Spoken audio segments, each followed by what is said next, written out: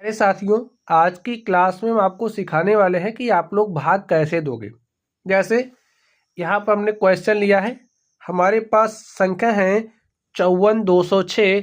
इस 54,206 में हमें 17 से भाग देना है। तो चलिए हम लोग भाग देते हैं। तो स्टूडेंट चलिए हम लोग भाग देते हैं।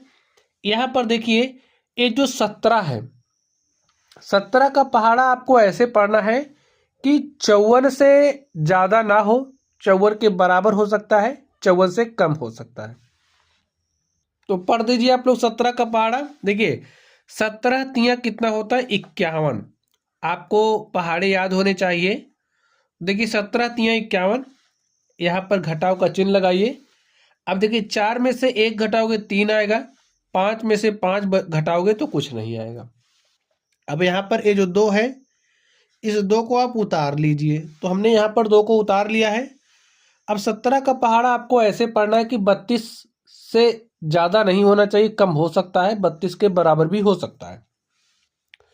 तो 17 एक के 17, 17 दूनी 34। देखिए 34 क्या है, बड़ा है 32 से, तो हम एक ही बार लेकर के जाएंगे। तो 17 एक के कितना हो गया, 17। तो यहाँ पर आप 17 लिखिए, घटा दीजिए। 12 में से 7 घटाओगे तो 5 आएगा। यहाँ पर बचा है 2, 2 में से 1 घटाओगे तो 1 आएगा।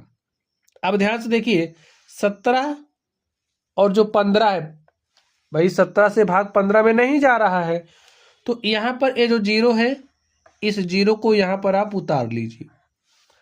अब 17 से भाग दीजिए 150 में, तो देखिए कितनी बार जा रहा है, 17 छक्का 102, 17 सत्ते 119, 17 अट्ठे 136, 8 बार गया। तो यहाँ पर 8 बार ले जाने के बाद कितना आ रहा है, 136।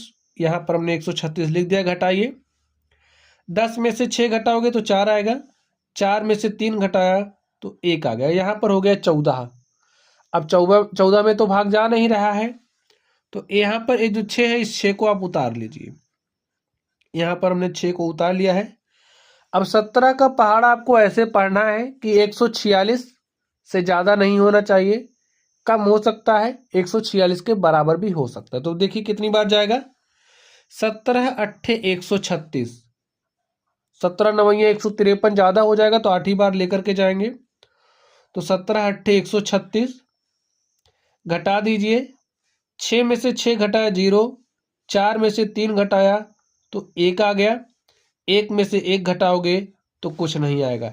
यहाँ पर देखिए हमने कुछ नहीं लिखा, इसका मतलब आप खाली भी छोड़ सकते हो या फिर ऐसे कट का निशान भी लगा सकते हो। ठीक है, चलिए तो इस तरीके से आप देख सकते हैं, हमने भाग दे दिया है। तो कुछ जरूरी चीजें आप लोग समझ लीजिए स्टूडेंट। यहाँ पर ये जो हमारे पास 10 है, इसे हम क्या कहते हैं, शेषफल कहते हैं। ठीक है, यहाँ पर ये जो हमारे पास आया है, इसे हम भागफल कहते हैं। और यहाँ पर ये जो हमारा 54,206 है, 54,206, इसे हम भाज्य कहते हैं। क्या कहते हैं, भाज्य।